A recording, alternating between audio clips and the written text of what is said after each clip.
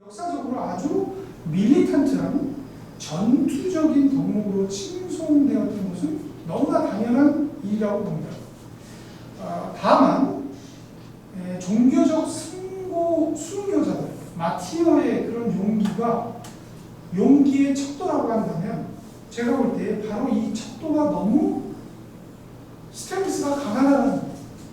그래서 오늘날 현대인들에게 용기를 요구하는 것이 좀 어려워지지 않았나 이런 생각을 해봅니다. 단 우리 시대에는 수많은 예측 불가능한 갈등 상황들이 있습니다. 자, 여기에서 옳음을 위해 죽음이란 최극단의 공포를 극복할 수 있는 시민적 덕으로서의 용기가 발휘되려면 우선 옳음을 왜 추구해야 되는지, 옳음에 대한 최고선, 최고 목적에 대한 합의가 있어야 한다고 생각합니다. 그런데 우리 공동체에는 옳음에 대한 최고선에 대한 죽음을 불사할 만한 이런 것들을 요구할 만한 합의가 들어있나요? 저는 그렇지 않다고 봅니다. 오히려 우리 공동체는 토마스 홉스가 이야기했듯이 폭력적 죽음을 거부하기 때문에 자연 상태에서 인간이 사회 상태 그리고 국가로 넘어왔다는 리비아탄이라든가 데키비스 같은 이러한 저서에서 보여지는 자기 보존의 원리, 젤브스트 에어 할퉁의 프린집이 최고의 목적으로 간주되고 있는 것 같습니다. 누구도 개인의 생명의 털끝만큼도 손흥돼서는 안 된다는 것이 오늘날 우리가 추구하는 자유주의의 최고 덕목인 것 같아요. 자, 그렇다면 이런 홉스의 젤브스트 에어 할퉁스 프린시플을 시민적 용기의 목적이나 선으로 간주한다면 적극적 실천의 기약은 다소 어려운 난점에 봉착할 수밖에 없다는 겁니다. 아마 이런 문제를 철학적으로 가장 고민했던 사람 중에 한 사람이 저는 이마누엘 칸트라고 생각합니다. 이마누엘 칸트는 아시스트 아프 클레오르라는 제목이란 무엇인가는 1784년에 아주 짧은 논문에서 이성의 공적 사용에 대해서 이야기합니다. 아마도 이성의 사적 사용이 아닌 이성의 공적 사용이라는 것은 우리가 운문디시칸트 미성숙함으로부터 벗어나서 자기 스스로가 판단할 수 있는 용기를 갖게 되는 상태입니다. 이 상태를 임마누엘 칸트는 이성의 사적 사용과 구분하면서 웨펜트리히의 게브라우크 데어 페어누트라는 개념을 쓰면서 용기의 새로운 지침, 최고선, 최고 목적을 제공했다고 생각합니다. 다만 아쉬운 것은 오늘날 우리는 더 이상 칸트가 제시했던 이런 높은 수준의 이성의 공적 사용이라는 천상의 수준을 요구하는 이런 차원으로 도달할 필요는 없다고 생각합니다. 왜냐하면 칸트의 실천 이성 비판에 보면 Das Spektrum der Vernunft라는 개념이 등장합니다. 이성의 사실이라는, 도대체 이성이 어디 있느냐? 이성의 공적 사용은 그런 게 어디 있느냐? 라는 이런 물음에 대해서 잘 알려진 이성의 우화로도 잘 알려진 한 이야기를 칸트는 실천 이성 비판에서 하나의 예로 사용합니다. 그것은 이런 이야기죠. 한 사람이 한 왕국에서 이제 사형 판결을 폭군으로부터 받게 됩니다. 그런데 이 젊은이는 아주 용맹한 사람이었어요. 그런데 이 군주가 이 젊은이의 어떤 용맹함을 두려워해서 이 사람을 처벌하려고 하는 것입니다.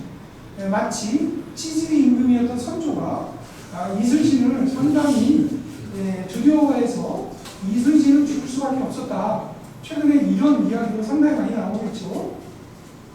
자, 그런데 이 친구에게는 노모가 있었습니다. 이 뛰어난 젊은이에게는 노모가 있었는데 사형 집행을 앞으로 한 일주일 정도를 남겨두고 있었어요. 그런데 이 친구는 죽기 전에 소원이 하나 있었습니다. 바로 자기 노모에게 이제 마지막 효도를 한번 하고 죽고 싶은 겁니다. 자, 그때 왕이 이런 제안을 합니다. 좋다. 내가 네 어머니를 만나도록 잠시 여행을 갔다 오게 해주겠다. 단 네 대신 죽을 수 있는 사람을 그러면 대리인으로 세워라 라고 합니다.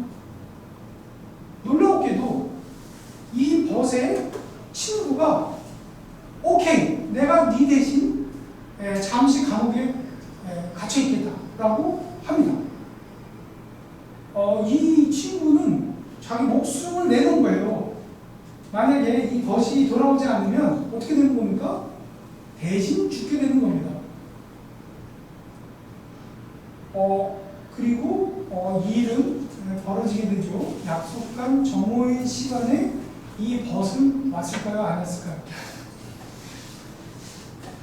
우리가 아는 많은 호메로스의 이야기부터 멀리서 그 벗이 올 때 그 돛대에다가 빨간색 색깔의 리본을 달 것인지 아니면 검은색 리본을 달고 올 것인지 이런 비슷한 이야기가 진행이 됩니다. 그런데 시간이 조금 늦었는데 한 몇 초가 지난 것 같아요. 그 친구가 헐레벌떡 뛰어오더라는 겁니다. 죽기 위해서요. 칸트는 우리에게 이야기합니다. 자, 봐라. 이것이 the fact of the reason이라는 겁니다. 이성은 실제로 존재한다는 겁니다. 자, 이것을 우리는 어떻게 이해해야 할까요? 인간은 홉스처럼 가장 이기적인 존재이기도 합니다. 하지만 우리는 이타성도 가지고 있습니다.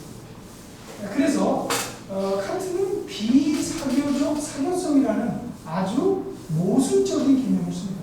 우리는 이기적이기 때문에 비사교적입니다. 하지만 우리는 비사교적으로는 살 수 없어요. 이 딜레마는 토마스 홉스도 갖고 있었습니다.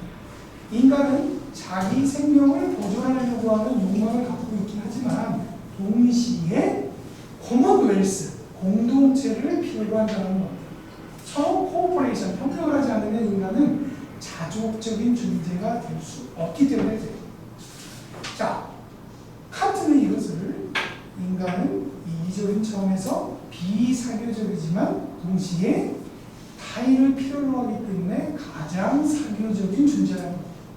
그래서 비사교적 사교성이라는 개념을 쓰는데 이제 이러한 차원에서 이성은 공적으로 사용할 수 있도록 우리 스스로 끊임없이 계몽되어야 한다는 것입니다. 하지만 현실은 어떤가요? 오늘날 용기는 제가 볼 때 칸트가 요구했던 이런 높은 차원이라기보다는 더 이상 건국의 영웅들 아니면 뛰어난 장수들이 전문이 아니게 되었습니다. 다행히도. 다시 말해서 대중화가 된 것이죠. 이런 이성의 공적 삶이 오늘날은 대중화되어서 우리가 살고 있는 시민사회 구석구석에 물적, 인적 손해를 감수하더라도 정당하다고 아니면 옳다고 인식된 것을 적극적으로 옹호하고 실천하는 시민적 논리를 우리는 도취해서 볼 수 있다는 것입니다.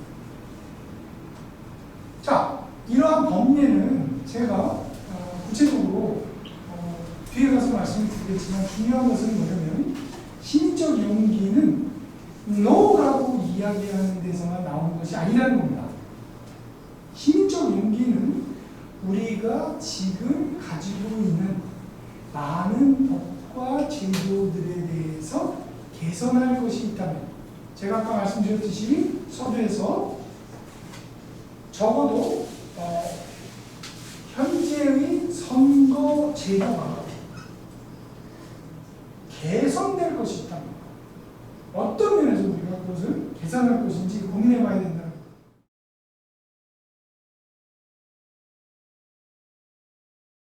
그러면 우리가 늘 이야기하지 않습니까? 민주주의를 이야기하면서 다수결의 원칙이 문제인 것은 소수자의 의견을 묵살하기 때문이다라는 아주 중요한 원칙을 우리가 잘 배우고 있잖아요. 그렇다면 소수자의 의견을 어떻게 반영할 것이냐, 이러한 실질적인 차원에서 우리가 선거법 개정 문제와 같은 것을 고민해 봐야 한다는 것입니다. 그것은 절대로 어떤 특정 정당을 지지하려고 하는 발언이 아니고요. 우리 스스로가 어떻게 하면 소수자의 의견을 반영시킬 수 있는 시스템을 만들 수 있느냐. 저는 2000년 이 약천 낙선 운동도 바로 그러한 기반하에서 출발했다고 우리가 본다면 여기에서 상당히 많은 것을 앞으로 배워야 한다는 것이죠.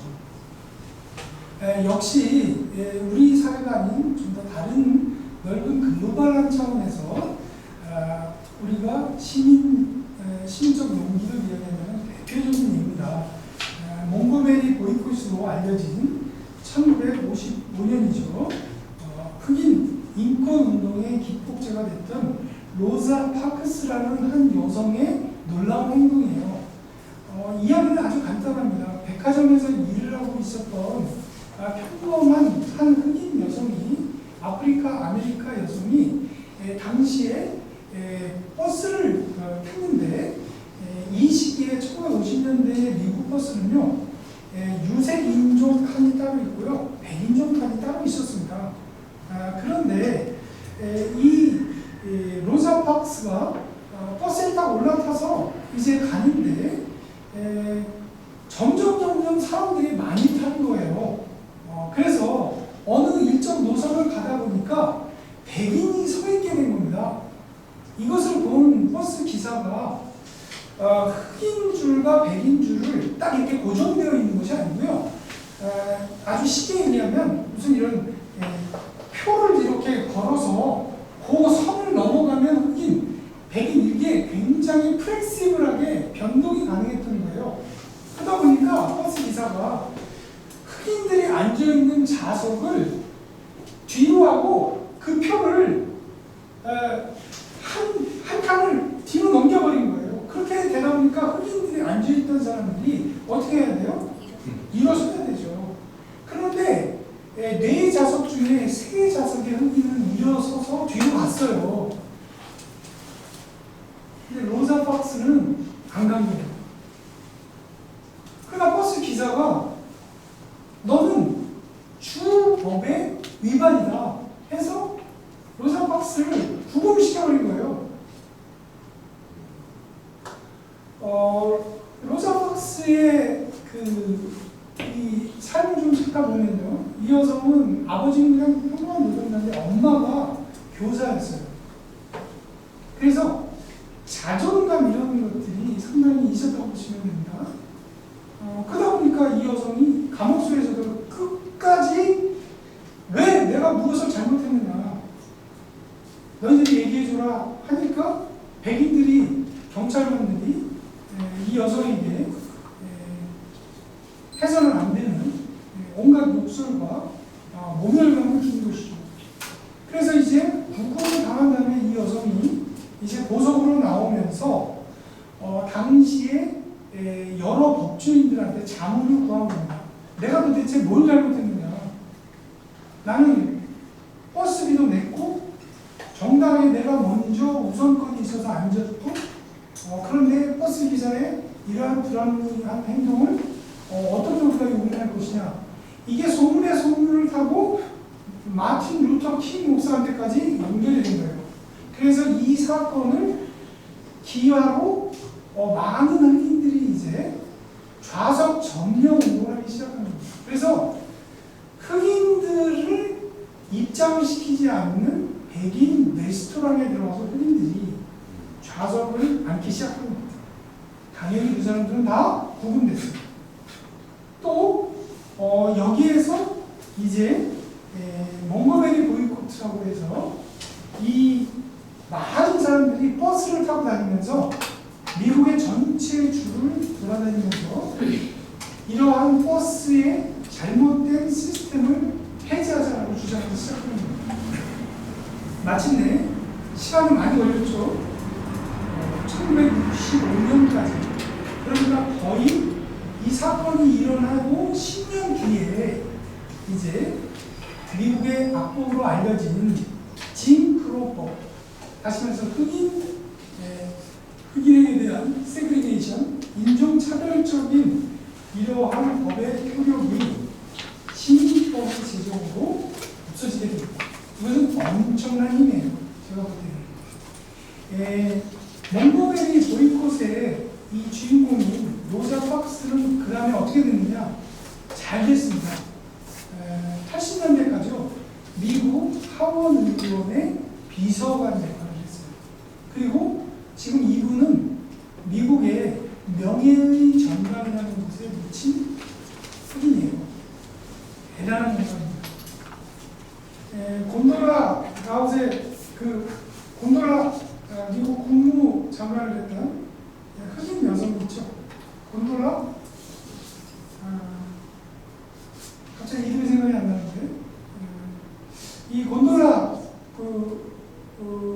후아나메가 생각이 안 나요. 곤도라 뭐가 이렇게 딱 나와야 되는데 그런데 이 분이 마지막 장례에 연설을 합니다. 그때 가장 인상적인 대목이 그것이었다고 해요. 로자 박스가 없었다면 나는 미국의 국무장관이 될 수 없었다. 제가 볼 때는 이걸 조금 확대 해석하면 로자 박스가 없었다면 미국의 현 대통령인 바락 오바마는 없었다는 것이죠. 그래서 엄청난 힘입니다. 두 가지 사건만 간단하게 더 말씀드리면 여러분들한테는 좀 순수한 사건일 겁니다. 매닝이라는 이것은 남자도 아니고 여자도 아닙니다. 여러분들이 좀 오해하실 거예요. 원래의 이름은 브래들리 에드워드 매닝이었다가요. 최근에 이름이 첼사 엘리사 매닝으로 바뀝니다. 역시 위키릭스에서 미국의 군사 기밀 사항을 포함한 많은 내부 자료를 제공했던 누구라고요? 내부 고발자 아닙니다. 공익 제보자입니다. 자, 이 공익 제보자가 하려고 했던 것은 뭐냐면 컴퓨터의 기재요, 인포메이션의 기재고, 그래서 스스로가 정보를 다루는 이러한 분석병으로 활동을 했는데요. 위키릭스에 제공한 정보는 미국에게 상당히 치명적인 정보입니다. 무슨 소리냐면 부수성을 띈 사인이라는 이 파일인데요. 이 동영상에는 어떤 게 들어가 있냐면 미군의 아파치 헬리콥터 헬기죠. 민간인들을 고의로 학살하는 장면이 들어가 있습니다. 이거는 고의로 학살을 하는 겁니다.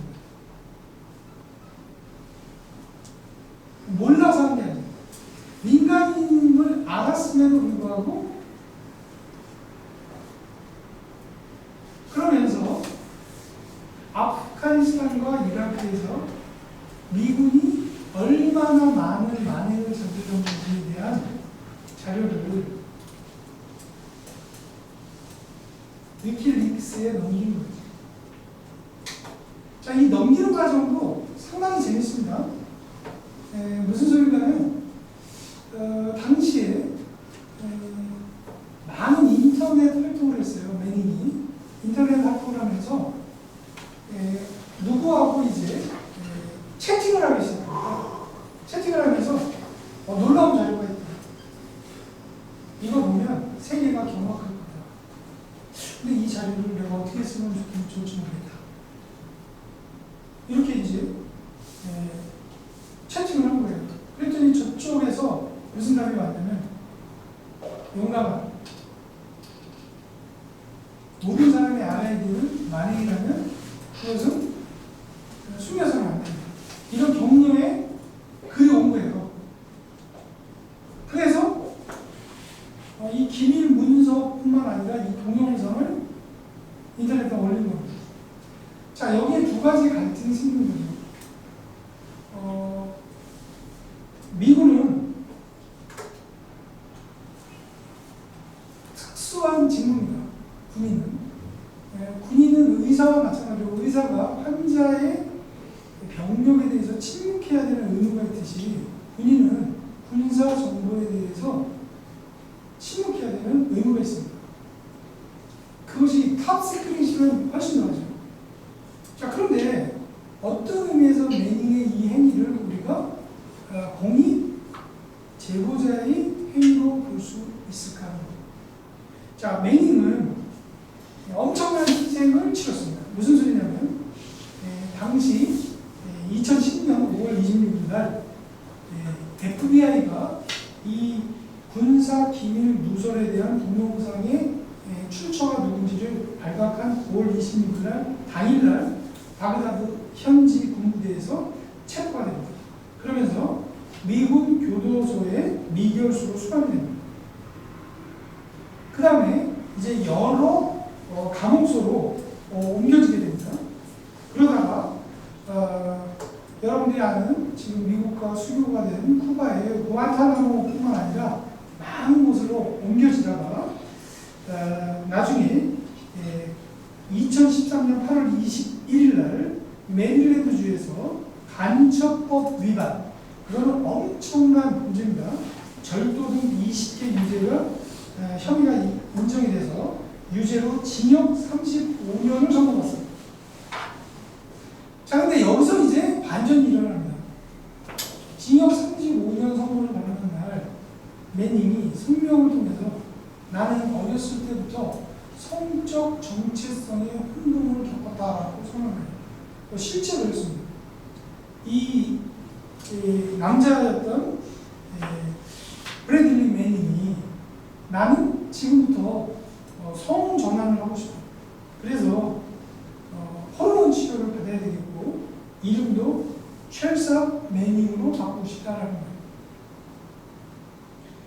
자, 2014년에 첼사 매닝으로 불리게 됐습니다. 그리고 펜타곤 대변인에 따르면 금년도 2월이죠. 미 육군이 그녀의 호르몬 치료를 허락합니다. 자, 그런데 문제는 이 매닝이 감옥수에서 반인권적인 대우를 받기 시작했다는 거예요. 그래서 여러분들이 잘 아는 2013년에 오큐파이 운동이 있을 때 이건 전혀 다른 미국발 금융 문제가 있었을 때 미국 사람들이 가장 많이 논의했던 이름이 누구냐면 바로 이 매닝이에요.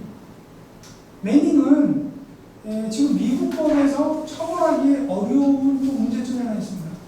아버지는 미국 해군에 복무하는 사람이지만 엄마는 영국인이에요. 그래서 국적이 지금 영국으로도 되어 있는 이주 국적자예요.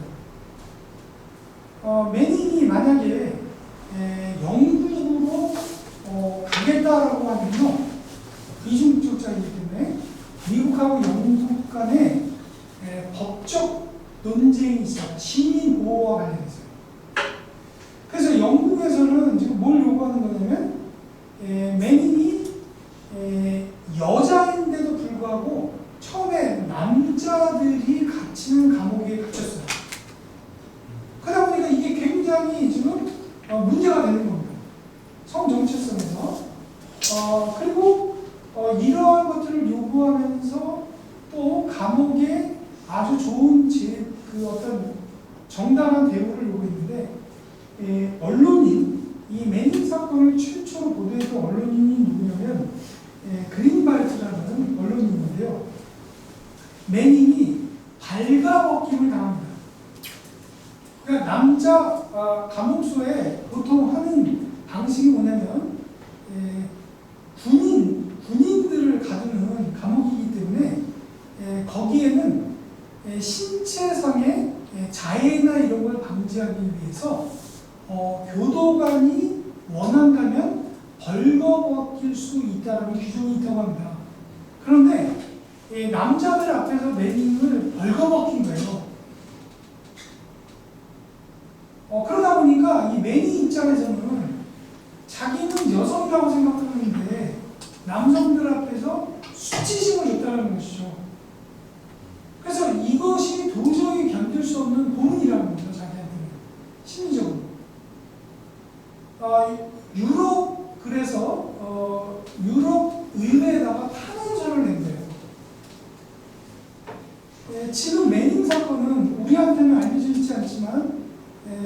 유럽에서는 지금 뭐냐면 한 인간의 인격과 그 인간이 가지고 있는 양심의 자유를 어떻게 보장할 것이냐, 그리고 이런 시민적 용기를 보여준 사람에게 공동체의 구성원들이 어떤 역할을 할 것이냐와 관련해서 엄청난 반향을 일으키면서 들끓고 있습니다.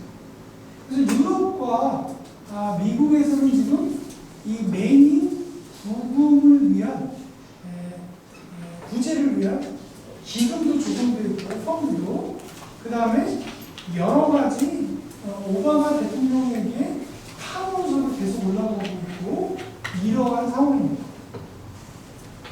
자, 그래서 여러분들이 혹시 기회 있을 때 첼사 엘리자베스 매닝이라는 이름을 듣게 되시면 아, 이게 그런 사건이구나 하고 관심을 좀 가져주시기 바랍니다. 아마 이런 사건들 중에 역사적으로 여러분들이 알고 있는 가장 대표적인 사건은 어떤 건가요? 제가 보기엔 에밀 졸라가 관계했던 드레피스 사건일 겁니다. 유대인 한 정보장교가 간첩 행위를 했다라는, 이제 남자들은 좋아하는 이 드레피스 사건은 꼭 나오는 이름이 마타알입니다. 이 사건과의 연관을 우리가 많이 알고 있는데, 바로 이러한 조작 사건이 어떤 의미에서는 21세기 오늘 우리가 살고 있는 시기에도 끊임없이 지속되고 있고, 에밀 졸라와 같은 나는 고발한다라는 이런 기고문을 그린발트와 같은 기자가 써주기 때문에 제가 볼 때는 시민적 용기, 저널리즘의 시민적 용기를 보여주는 아주 좋은 사회라고 생각해서 이 예를 여러분들께 소개해드립니다. 또 하나는 아까 말씀드린 스노든의 경우입니다. 스노든은 CIA와 NSA, DIA 이런 미국 정보기관에서 일했던 컴퓨터 기술자입니다. 2013년에 가디언지를 통해서 미국 내 통합 감찰 기록인 프리즘과 바운더리스 인포먼트라는 정보 시스템을 고발하고 영국의 유사한 감시 시스템인 펜토라가 있다는 것을 공개해버립니다. 하나 예. 제가 최근에 중에 분식회계 이런 게 있어가지고요. 네네. 왜냐하면 이제 한 30여 년 동안 이제 대기업에서 재무팀에 근무하다가 이제는 반성문 차례다 해가지고 저도 활동하시는 분이세요. 네. 그 분식회계 다 행하고 있고 내부 고발자 언급한 거 떠올라가지고 그러는데. 네. 그 기업에 분식회계를 했다고 해가지고 이제 공익제보를 해서 보상금을 받을 때 이제 그 회사가 네. 저기 그 공익제보를 해가지고 예를 들어 파산을 했거나 뭐 했을 때 그 저기 그 벌금을 법에를 해서 이제 네. 부과하는 과태료나 이제 벌금을 납부를 해야만 그 돈으로 포상금을 이제 받는 구조가 되어 있어요. 그래가지고 회사가 파산을 하거나 돈을 못 내면 내부 공익 제보자 입장의 경우는 돈도 못 받고 인생 조진 거다. 왜냐하면 낙인은 찍혀 있는 거고, 올바른 낙인은 아니지만 찍혀 있는 거고, 보상금도 못 받는 구조로 되어 있어가지고 그런 게 있다. 그 조금은 뭐 다른 얘기인데 지금 이제 말씀하시니까 갑자기 떠오르는 생각이 이제 민주주의와 관련해서 시민적인 경험으로 시민적 용기를 같이 해가면서 이제 좋은 사회를 만들자 이런 취지에서 오늘 이제 말씀을 계속 우리가 하고 있는 것인데 갑자기 고대 그리스에 또 다른 제도 하나가 떠오르는데 공직자가 공직을 마치게 되면 그리스에는 어떤 제도가 있었냐면요. 그 사람의 제3의 증식 과정에 대해서 자유 제출을 해야 되는 게 있습니다. 그래서 만약에 부정한 방법으로 그 부를 축적했거나 하면 그 사람은 그 부를 환수를 할 뿐만 아니라 오스트라시즘이라는 보편 추방법에 의해서 10년 동안 추방이 되는 이런 제도가 있고요. 또 하나 우리가 명심해야 되는 부분은 모든 사람이 아까 말씀드린 대로 그리스 시민이 된다면 물론 남성입니다만 민회에 참석할 수 있거든요. 민회에 참석한다는 건 뭐냐면 법을 만드는 곳에 참석하는 거예요. 그래서 법안을 발의할 수 있는 권리가 있는 것인데 만약에 이 법안을 발의한 사람의 법안이 채택이 됐는데 그 법이 공동체에 심대한 해를 끼치는 경우에 어떻게 되냐면요. 그 법을 발의한 사람이 처벌을 받게 됐습니다. 그러니까 뭐냐면 함부로 법안을 만들면 안 된다는 거예요. 그러니까 우리는 어떻게 지금 돼 있냐면요. 아니면 말거든요. 국회의원들이 법을 제멋대로 해놓고 그래? 아니요? 그럼 막 이렇게 해버린단 말이에요. 그래서 이 책임의 원칙이라는 것이 굉장히 중요한 것이라는 겁니다. 아마 지금 분식회계나 이런 말씀을 해주시는 이유도 저는 그거라고 보거든요. 우리가 주목해야 되는 것은 뭐냐면 발의하는 것도 굉장히 중요해요. 하지만 그 자기가 이야기한 것에 대한 책임 이것을 반드시 의무로 지워야 한다는 겁니다. 그렇게 되지 않으면 너무나 많은 시민적 용기라는 이름으로 잘못된 파행 그리고 우리가 필요로 하지 않는 소모적인 것들로 낭비를 할 수도 있다는 것을 우리가 경계할 필요가 있다는 것입니다. 예, 역시 회의이 많이 힘들어요. 고생들 하셨고 그러면 뭐 시간이 되시면 다음 주에 그러면 클레랑스로 다시 뵙도록 하겠습니다. 감사합니다.